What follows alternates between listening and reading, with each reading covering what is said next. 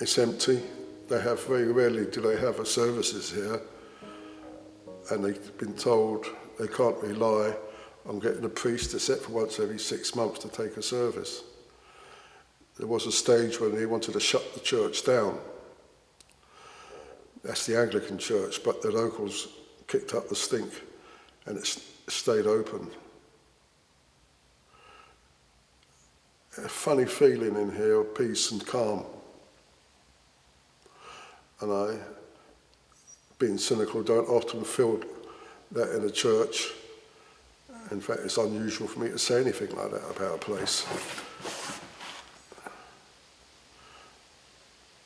I first came here for a funeral a couple of months ago, about 4 months now, 5 months. This is the first time back. It's annoying that the Anglican hierarchy want to shut the churches down, and the people are telling them, being told, if you haven't got the money, you can't advertise for a priest. Which begs the question, what's happened to the common fund? In the first century, Paul and the other disciples or apostles were wandering about, and when they collected money, it used to be used to keep the poor churches open. So why aren't the wealthy churches keeping the poor churches open in the Anglican community?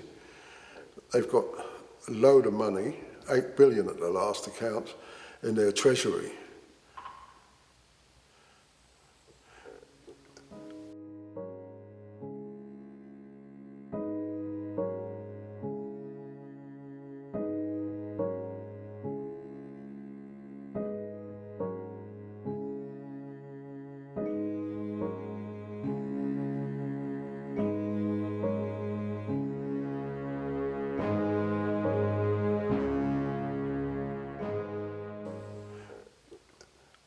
Why isn't that being used? Jesus warns in Matthew about storing up riches in this earth. It's all going to go rusty and stuff like that, which is storing up in heaven.